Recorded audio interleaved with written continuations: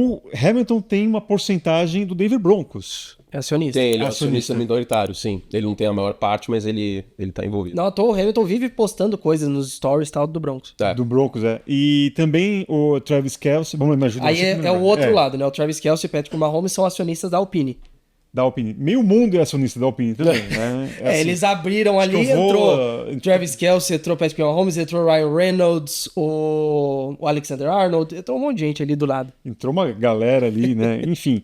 É interessante observar esse olhar, né, dos pilotos da Fórmula 1 para com a NFL. Eu acho que você que acompanha muito mais, o Curti, é um mundo que, apesar de ser um esporte norte-americano, as cifras envolvidas é de um esporte mundial, global, como a Fórmula 1, global, né? Como a Fórmula 1.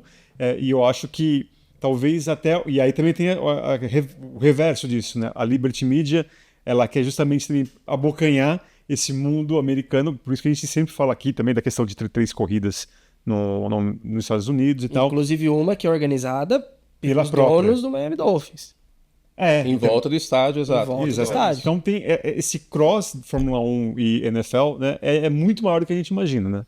Total, porque é engraçado porque são caminhos opostos. A Fórmula 1 até 10 anos atrás era um esporte global, só que ninguém nos Estados Unidos estava nem aí para a Fórmula 1. Sim. E a NFL até 10 anos atrás era um esporte americano que ninguém fora dos Estados Unidos estava nem aí para a Fórmula 1. Então eu acho muito louco isso. Como os esforços eles estão em opostos, né? Porque a NFL agora ela tá com uma meta neste momento, nessa década, de talvez ter aí 15, 17 jogos fora dos Estados Unidos por ano. Caramba! Não é algo oficial, mas imagina-se, porque a temporada tinha 16 jogos. A temporada virou 17 jogos.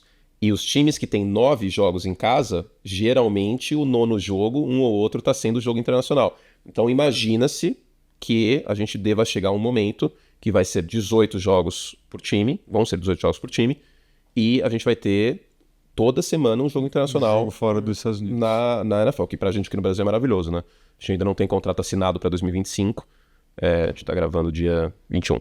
Isso. Que pode ser que aconteça aí nos próximos dias, não sei, espero que a gente já tenha anúncio de jogo em Madrid, em Londres, como sempre, na Alemanha, em Berlim, pode ser que a gente tenha São Paulo aí de novo neste ano, a expectativa é boa.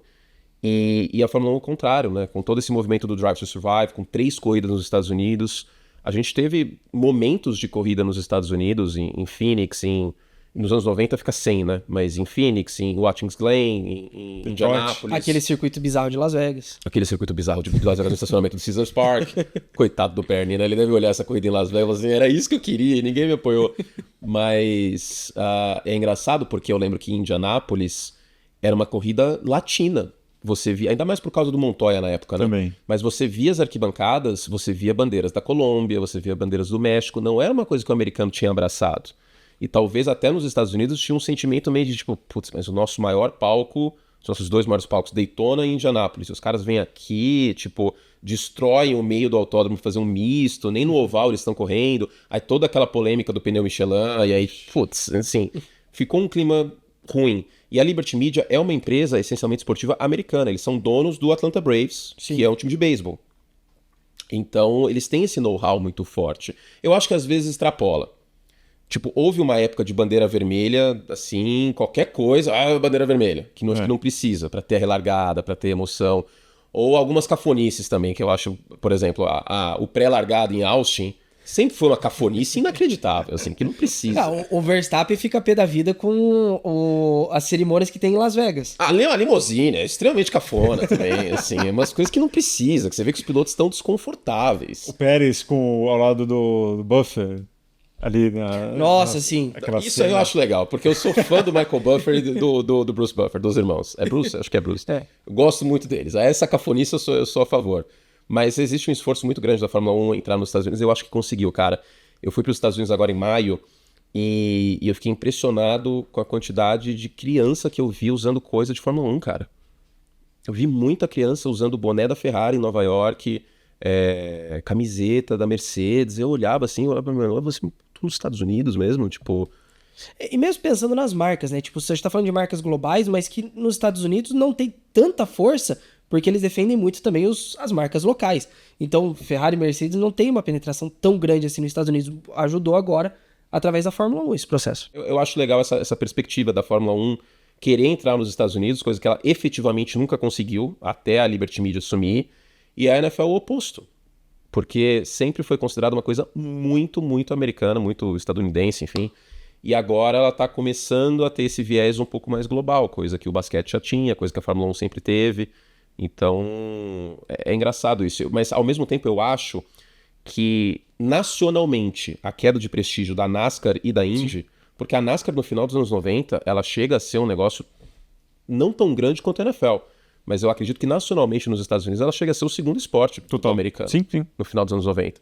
Então, a queda de prestígio nacional da NASCAR, mas da Indy ainda mais, ela abre uma janela para a Fórmula 1 começar a entrar. Porque eu acho que não conseguiu também por conta dessa resistência do americano. Nessa época de tipo, pô, a gente tem a Indy, a gente tem a NASCAR, a gente tá muito bem aqui, não precisa de vocês aí fazendo curva pra direita, tamo bem.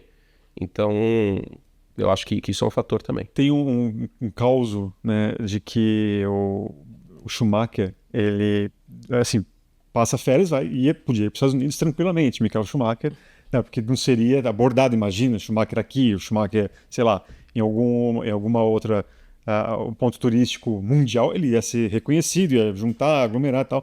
E aí diz que ele foi em Texas Motor Speedway, e tem ali um negócio que você paga para você dar umas voltas ali, para você conhecer o circuito, e ele na fila ali, ninguém reconheceu que tinha ali um campeão de Fórmula 1 na fila, junto com você, gente como a gente, pegando uma fila para poder dar uma volta ali no Texas Motor Speedway. Mas eu acho que foi o Ricardo que falou isso uns anos depois, aí já nesse período de penetração maior da Fórmula 1 nos Estados Unidos. Ele é entrevistado num desses late nights, né, os talk shows noturnos americanos, e ele fala que ele percebe essa mudança. Ele fala assim, cara, eu vim aqui uns anos atrás, eu passava minhas férias em Los Angeles, porque eu gostava de surfar e não sei o quê, ninguém me reconhecia. Hoje as pessoas já me reconhecem.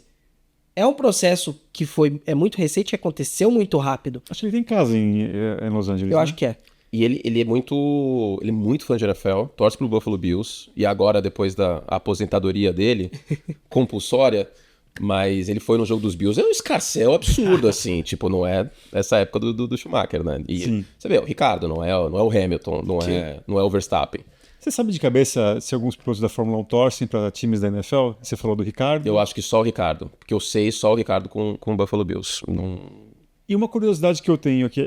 Talvez também porque ele é australiano, e na Austrália os esportes americanos têm uma certa penetração.